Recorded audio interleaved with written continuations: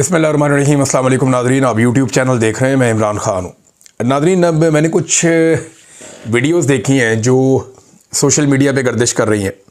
असदुल्ला ख़ान साहब हैं, हमारे बड़े अच्छे जर्नलिस्ट हैं और बड़े तगड़े सहाफ़ी हैं, बड़े मजबूत असाब के मालिक हैं। मैंने उनके साथ बहुत काम किया हुआ है। जब वो इंटरव्यू कर रहे थे ना उस आदमी का जो सैलाब के पानी में से निकल कर आया हुआ है, तो वो ख़ुद बात करते करते एकदम पूरी तरह हिल गए थे और उनको बड़ा सदमा पहुंचा था कि ये बंदा बात क्या कर रहा है।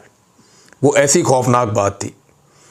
ये आदमी सैलाब के पानी से निकल कर आया तैरता हुआ, इसका पूरा वजूद, इसके कपड़े गीले थे और जब ये बाहर आया तो लोगों ने बताया कि वहाँ से एक आदमी पानी में से निकल कर आया। तो असदुल्ला साहब ने इसका इंटरव्यू किया तो ये पानी में से ऐसे निकला कि इसके बाद ड्रम थे, ड्रम जो होते हैं ना छोटे ड्रम, उनके अंदर वो उसको टाइट कर लें तो उसके अंदर हवा भर जाती है, फिर वो पानी में डूबता नहीं, आप उसे सहारा ले सकते हैं। तो एक आधा बंदा जो थोड़ा बहुत हाथ पांव मारना जानता हो वो उसके सहारे कुछ दूर जा सकता है पानी में। अब सैलाब के पानी में से ये बंदा निकल कर आया। जब असदुल्ला खान साहब ने इससे पूछा तो इस बंदे ने क्या कहा, वो सुनकर मेरे भी रोंगटे खड़े हो गए। ये बताता है जी कि मैं 4 दिन तक पीछे पीछे भागता रहा हूँ इंतज़ामिया के, हुकूमत के, जो यहाँ पे मेजर मौजूद है उसके भी, जो रेस्क्यू वाले उनके, सबका कहता मैं सबके पीछे भागता रहा हूँ। मुझे किसी ने मदद नहीं दी, 4 दिन हो गए मेरे घर वाले फंसे हुए हैं पीछे। तो फिर वो ये बताता है कि जी किराए पे हमने एक कश्ती ली, बंदोबस्त किया और उसके अंदर हम बैठे, मगर वो कश्ती डूब गई एक दरख्त के साथ लगी आके। अब कई जो दरख्त हैं या उनके मुड हैं वो नीचे हैं पानी में ना, तो ऊपर पानी भर गया है, कई दरख्त नीचे रह गया है। अगर ज़्यादा पानी है, बाद वक्त कई दरख्तों को काटा हुआ होता है तो वो नीचे रह जाते हैं। तो वो दरख्त से कहीं टकराई है या किसी चीज़ से वो कश्ती टकराई है, उसने तो दरख्त बोला, वो कहते जी कश्ती डूब गई है। और असदुल्ला साहब ने उससे पूछा फिर अब वो पहुंच गए आपके घर वाले यहाँ पे? उसने कहा नहीं जी नहीं, वो सारे मर गए, वो कश्ती डूब गई है, मेरे घर वाले सारे मर गए हैं। और ये इतना तकलीफ दे मंजर था जब मैं उसकी बात सुन रहा था। वो ये कहता जी रात के 9 बजे कश्ती डूबी है और ड्रम के साथ वो रोता हुआ वो शख्स बाहर निकला। ऐसे अफसोसनाक बना देना। एक औरत की मैंने वीडियो देखी, वो वहाँ पे दरिया के किनारे चलती जा रही है और चीखती जा रही है मेरे बच्चों को बचाओ, मेरे बच्चों को बचाओ, वो चिल्ला रही है। एक और मैंने बंदा देखा, वो अस्पताल के अंदर सरकारी अफसरान के सामने बिलक बिलक के रो रहा है, दाड़े मार के रो रहा है कि बचा लो हमें। ये नादरीन अजीबो गरीब मनाजिर मैं देख रहा हूँ। एक बहुत बड़ा डिजास्टर है जो आया हुआ है इस वक्त जनूबी पंजाब में। ख़ास तौर पे ये 2 इलाके जो हैं, जलालपुर पीरवाला और अलीपुर, इन 2 इलाकों में बहुत बड़ी तबाही हुई है, जबकि हुकूमत जो है वो वहाँ किनारे पे बैठ के तालियां बजा रही है। वो मनाजिर भी मैंने देखे, अफसोस के साथ मुझे बताना पड़ता है। अपनी सीनियर सूबाई वजीर को बिठाकर गई मरियम नवाज कि यहाँ बंद पे बैठेगी, और वो वहाँ इस कार्रवाई में रोज़ाना के हिसाब से लाशें मिल रही हैं। 20 दिन का बच्चा डूबा है वहाँ पे। माँ अपने बच्चे को नहीं छोड़ती, आपको पता है। 20 दिन का बच्चा लोग कह रहे हैं वहाँ पे डूब गया, छोटा बच्चा, और बहुत सारी लाशें पानी में मौजूद हैं। ये लोग दावे कर रहे हैं, लेकिन वहाँ पे जो सीनियर सूबाई वजीर है वो बैठ के क्या कर रही है, तारीफ़ें कर रही हैं एक दूसरे की तारीफ़ें कर रहे हैं, ब्यूरोक्रेसी की, अपने लोगों की, अपनी ज़ात की, और अपनी ज़ाती तशहीर की जा रही है। और फिर वहाँ पे बैठ के तालियाँ पीटते हैं, गरीबों की लाशों पे ये लोग तालियाँ पीटते हैं। ये वहाँ पे इनको लोगों की तकलीफ़ों का एहसास है, सिर्फ इतना इनको एहसास है।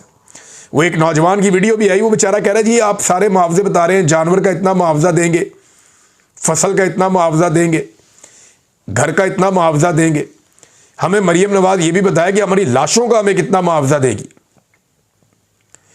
और उसने ये क्लेम किया कि जब ये पानी सूखेगा या जब हमारे इलाकों से पानी निकलेगा तो इतनी लाशें निकलेंगी। उसने ये क्लेम किया कि सैकड़ों। लेकिन मैं आपको ये बता रहा हूं, ये बहुत बड़ा डिजास्टर है नादरीन। ये छोटा इलाका नहीं है, ये बहुत बड़ा इलाका है और ये बहुत बड़ा जुर्म हुआ है। ये इतना बड़ा डिजास्टर है और इतना बड़ा सानिया हो गया जो अभी तक पाकिस्तान के मीडिया ने आपको बताया ही नहीं।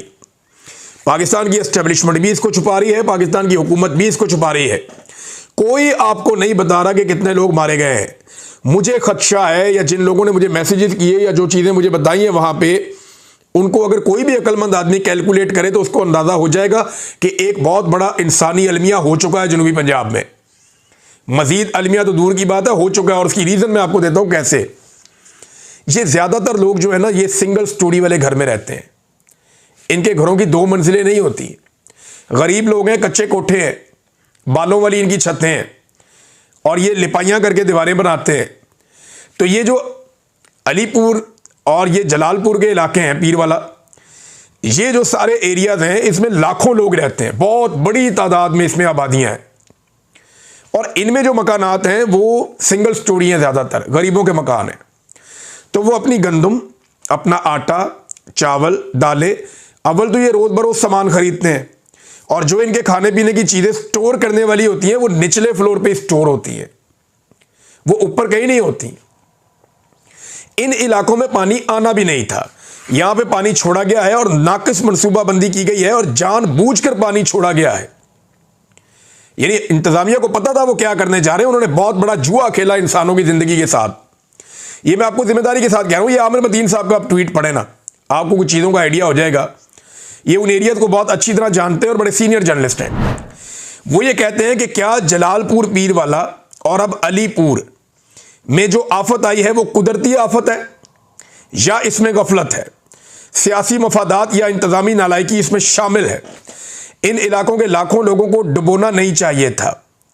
अगर हुकूमत अपने बनाए हुए प्लान पर चलती, क्योंकि मुख्तस शुदा शेरशाह और मोहम्मद वाला बंद नहीं तोड़े गए। ये 2 बंद क्यों नहीं तोड़े गए, ये सवाल आमिर मतीन साहब ने उठाया कि वक्त पर जो मुख्तस किए गए थे, आपने पहले से आपने बताया होता ये बंद हम तोड़ देंगे और इससे पानी का फ्लो इधर को घुसेगा और वापस ये पानी का फ्लो दरिया के अंदर शामिल हो जाएगा या दरिया सिंध में जाके मिल जाएगा, तो फिर तो बचत हो जाती है। उन्होंने साथ मैप भी लगाया हुआ है कि अगर ये शेरशाह वाले और मोहम्मद वाला बंद नहीं तोड़े गए, इनको मुख्तस करने पर सालों मेहनत की जाती है इन बंदों को, ताकि पानी कम से कम नुकसान के साथ गुजर जाए। पूरी तसल्ली की जाती है कि पानी का बहाव रहे। शेरशाह से निकला पानी दरियाए सिंध में या आगे फिर दरियाए चनाब में मिल जाना था, जबकि अलीपुर और जलालपुर में पानी अब खड़ा हो गया है जाके, जहां पे इन्होंने बंद तोड़े। किसने ये फैसले किए और क्यों किए, इसकी तफ्तीश होनी चाहिए। कौन करेगा? अदालतें कंप्रोमाइज हैं। जस्टिस आलिया नीलम तफ्तीश करेगी। वो इस बात पे खुश है कि मरीम नवाज उनकी वज़ीर आला है। सारी ज़िंदगी जस्टिस आलिया नीलम साहबा की जो वालदा है, उन्होंने, इनकी फैमिली ने नवाज शरीफ साहब के कारकुनों का किरदार अदा किया है। मियाँ नवाज शरीफ साहब के घर की बैक साइड पे एक मोहल्ला है जहाँ पे ये रहते थे, इत्तफाक अस्पताल की बैक साइड पे, और वहाँ पे ये मशहूर है वकीलनी के नाम से कि यहाँ पे वकीलनी रहती हैं आलिया नीलम साहिबा। अब वो चीफ जस्टिस बना दी गई है इस्लामाबाद लाहौर हाई कोर्ट की। उन्होंने ये पता करना है, वो तो सवाल ही पैदा नहीं होता कि कभी आंखें खोलें और वो देखें इन चीज़ों को ना।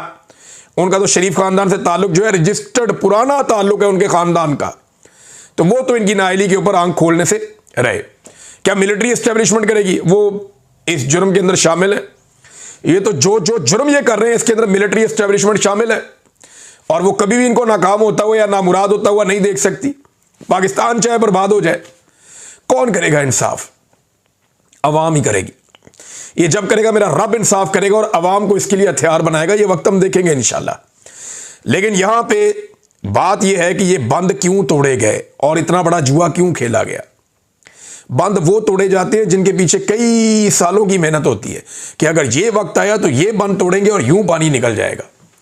ये नहीं होता कि आप एक ऐसा बंद तोड़ दें जहां से पानी इलाकों में दाखिल हो और घरों में जाके खड़ा हो जाए और हफ्तों तक वहां पे खड़ा रहे।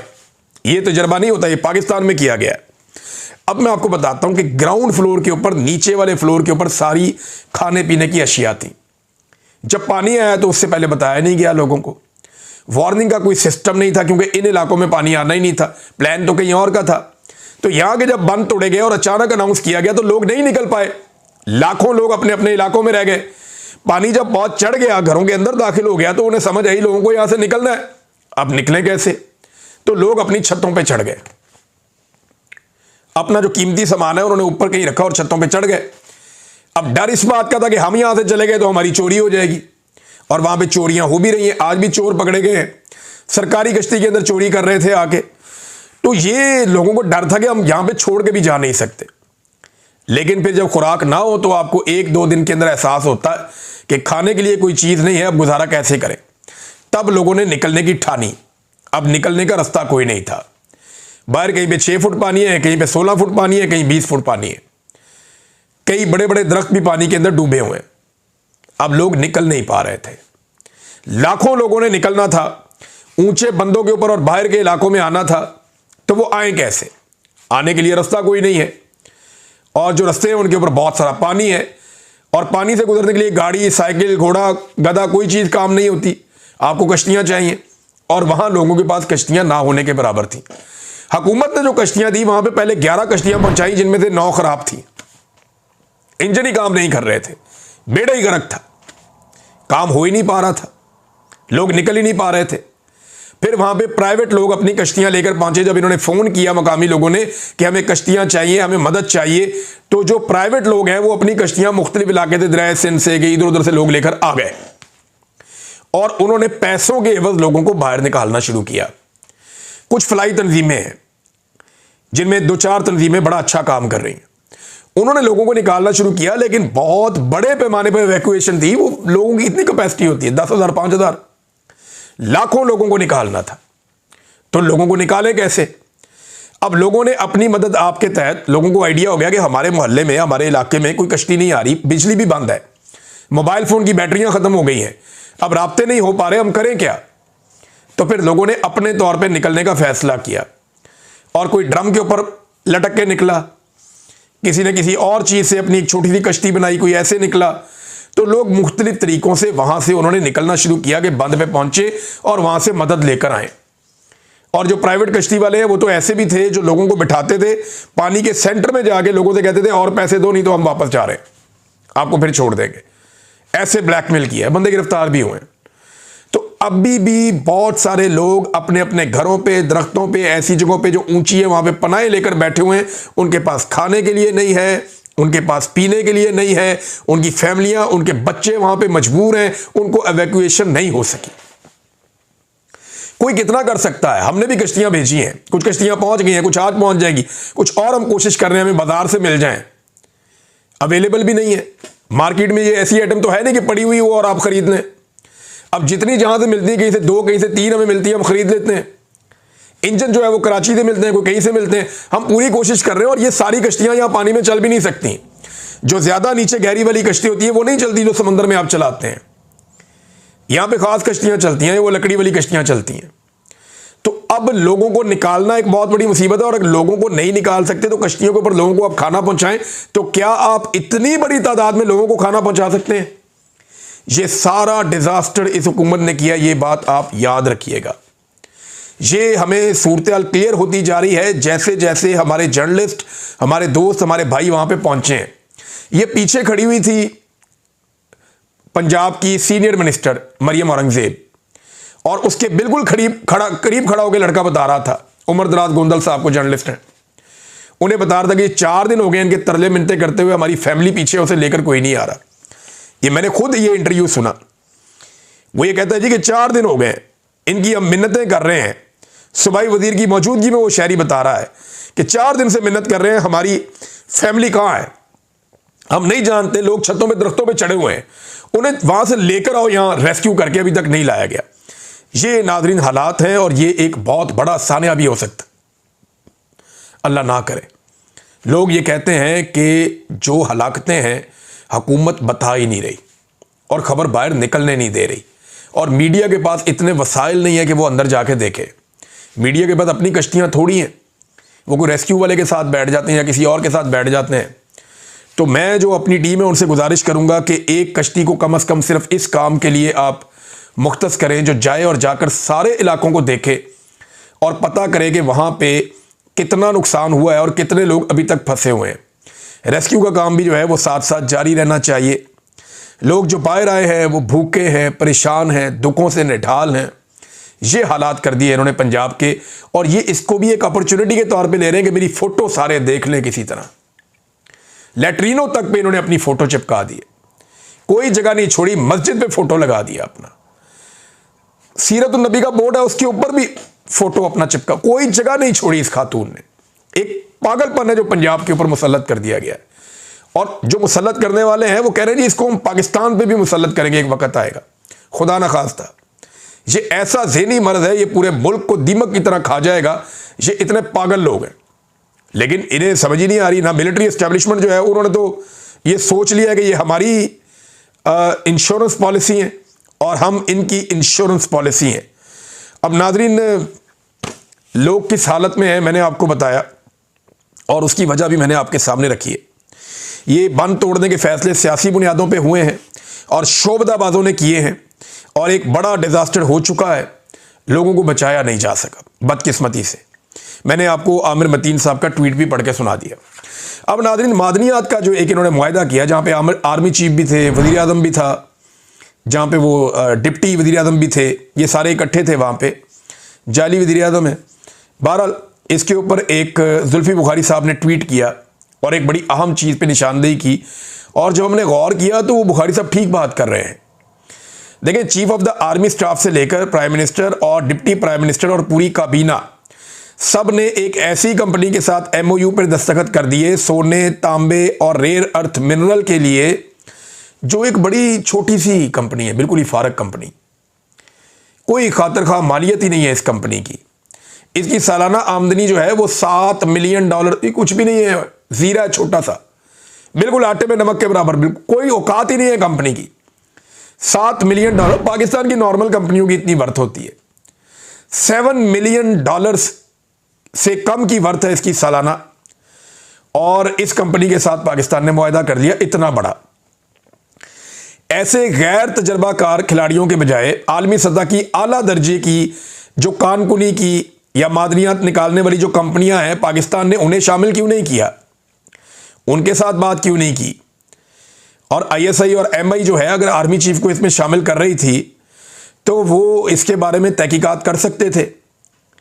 इसके बजाय उन्होंने उमर फारूक ज़हूर, एक बैनुल-अक़वामी तौर पर मशहूर मुजरिम, को इस धोखाधड़ी का सौदा करने की इजाज़त दी। अब ये उमर फारूक ज़हूर साहब कौन है जिनके बारे में वो कह रहे हैं कि बैनुल-अक़वामी तौर पर ये मुजरिम है? ये वो शख्स है जिसने तोशा खाना के मामले में इमरान खान साहब के खिलाफ गवाही दी, और तोशा खाना वाली जो घड़ी है वो इस बंदे ने परचेज की थी बाद में, और ये वही बंदा है जिसको पाकिस्तान में बुला के बार बार अवार्ड भी दिए जाते हैं, तमगे पहनाए जाते हैं।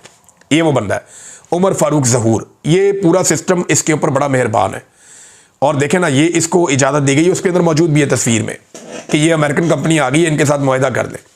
आर्मी चीफ, वज़ीर आज़म सारे बैठे हैं, और वो जो कंपनी है उसकी वर्थ जो वज़ीर आज़म की अपनी जो शुगर मिल है उससे भी कम है। वज़ीर आज़म की अपनी कंपनियां पाकिस्तान की उससे ज़्यादा तगड़ी हैं, और बहुत सारी कंपनियां पाकिस्तान में उससे बहुत ज़्यादा तगड़ी हैं। जो ये एक बिल्कुल मामूली सी कंपनी वहाँ से लाके, वजह क्या है ये आने वाले दिनों में पता चलेगा।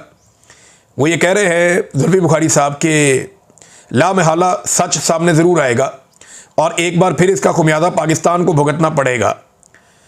और यानी कोई मोतबर कानकुनी की जो कंपनियां हैं उन्हें अगर मंगाते और उनसे काम लेते तो वो बेहतर होता।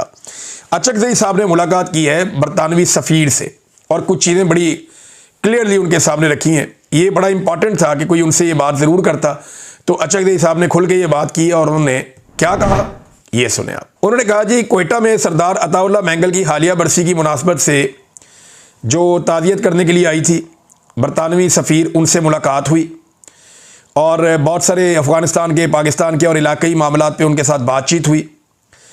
उन्होंने कहा जी कि ये बात भी रखी गई कि जो दुनिया ने अफ़गानिस्तान पर चढ़ाई की और उसकी बर्बादी के लिए दुनिया इकट्ठी हुई, इन्हें अब अफ़गानिस्तान की तामीर नौ के लिए भी इकट्ठे होकर किरदार अदा करना चाहिए। हमें मगरबी जमहूरी रियासतों और UK से यही सवाल है कि 8 फरवरी के इंतखाबात के नताइज का इल्म होते हुए भी ये इस नाजायज़ सीट को लेकर क्यों खामोशी इख्तियार किए हुए हैं? नाजायज़ हुकूमत बनी है ना, तो खामोश क्यों है, ये पूछा उन्होंने। इस मामले पर भी तशवीश का इजहार किया कि कुछ दिन पहले शहबाज शरीफ की मौजूदगी में अमरीकी कंपनियों के साथ मादनियात के जिन मुआहदों पर दस्तखत किए गए हैं, इस पर अवाम की तायीद उन्हें हासिल नहीं है। इन मादनियात पर पहला हक वहाँ के अवाम का है, और अगर इसको आइनी तहफ़्फ़ुज़ नहीं दी जाती तो सियासी हालात मज़ीद बिगड़ने का ख़दशा है। जो कोई भी अपने वतन के वसाइल और उसके दिफा के हक़ में सियासी जद्दोजहद करते हैं, उन पर रियासती इदारे दहशतगर्दी का इल्ज़ाम लगाते हैं। हम किसी के खिलाफ नहीं हैं, मगर इन मादनियात की खोज से पहले वहाँ के अवाम को एतमाद में लेना चाहिए। ये बातचीत उन्होंने की। देखें, मादनियात के मामले पे बड़े सख्त तहफ़्फ़ुज़ात पाकिस्तानियों के भी हैं, पाकिस्तानी सियासी जमातों के भी हैं, और ये बात सब जानते हैं कि अब जो है पाकिस्तान की एस्टेब्लिशमेंट पाकिस्तान की मादनियात के पीछे है कि ये मादनियात अब भेज दी जाए। हुकूमत के हालात ये हैं नाज़रीन, जो रोज़ाना ये हुकूमत कर्ज ले रही है वो मैं आपको बता देता हूँ, लगभग कोई 50 अरब रुपए से ज़्यादा का कर्ज लेती है, क्योंकि 1800 अरब से ज़्यादा का कर्जा लिया एक महीने में हुकूमत ने। तो अगर आप रोज़ाना के हिसाब से डिवाइड करें तो ये 60 अरब रुपया रोज़ का बनता है। ये 60 अरब रुपया रोज़ का खर्च कहाँ हो रहा है, कभी सोचा आपने कहाँ खर्च हो रहा है? एक छोटी सी अमाउंट आई है हमारे पास और इतने बड़े पैमाने पे हमारे लोग इस वक्त सैलाब में काम कर रहे हैं कि हमें खुशी है कि अगर और हम मदद कर पाएँ तो वो हम करें मिलजुल कर और ज़्यादा बड़े पैमाने पे काम करें। बिल्कुल छोटी सी अमाउंट है ये, एक रोज़ में 50-60 अरब रुपया करते कहाँ पे हैं? क्या कोई बड़ा डैम बन रहा है पाकिस्तान में? नहीं। कोई बड़ी सड़क बन रही है? नहीं। कोई बहुत बड़े बड़े मंसूबे लग रहे हैं? नहीं। क्या आवाम को कोई रिलीफ मिल रहा है? नहीं। कोई सब्सिडीज दे रहे हैं? नहीं। जब आप आवाम को दे कुछ नहीं रहे तो ये पैसा जा कहाँ रहा है? इस सवाल का जवाब ना एस्टेब्लिशमेंट देती है ना हुकूमत देती है। कोई नहीं बताता कि ये पैसा जो रोजाना की बुनियाद पे ये ले रहे हैं, ये पैसा जाता किधर है और ये किसकी जेब में जाता है, या इससे अगर कुछ बन रहा है तो हमें हिसाब किताब देना, हमें बताएं कि ये कौम ने पैसा वापस करना है, आपने तो नहीं करना, आपने तो भाग जाना इस मुल्क से। एस्टेब्लिशमेंट के लोग रिटायर होंगे, वो अपने नए देशों में चले जाएंगे, ये सियासतदान रिटायर होंगे, इनके बच्चे आगे बेवकूफ़ बनाएंगे और ये कारोबार अपना पाकिस्तान से बाहर रखते हैं, घर भी अपने पाकिस्तान से बाहर रखते हैं। तो इनके लिए ना बड़ा सिंपल फॉर्मूला है, ये एक एक रुपए का जवाब दें कौम को, जो जवाब ये कौम को नहीं देते। नाज़रीन, आज तोशाखाना 2 की समाअत थी जो दोबारा से कैंसिल कर दी गई है। वजह क्या है? इमरान खान साहब के वो सख्त बयानात जो पाकिस्तान की मिलिट्री एस्टेब्लिशमेंट को बुरे लगते हैं। इमरान खान साहब से जब भी लोग मिलते हैं वो बड़ी सख्त बात करते हैं, स्टेट बात करते हैं। लिहाजा एक मरतबा फिर तोशाखाना 2 की समाअत जो है उसको कैंसिल किया गया है। देखते हैं अब कब समाअत होती है। बहरहाल अब तक के लिए इतने ही, अपना ख्याल रखिएगा, अपने इस चैनल का भी। अल्लाह।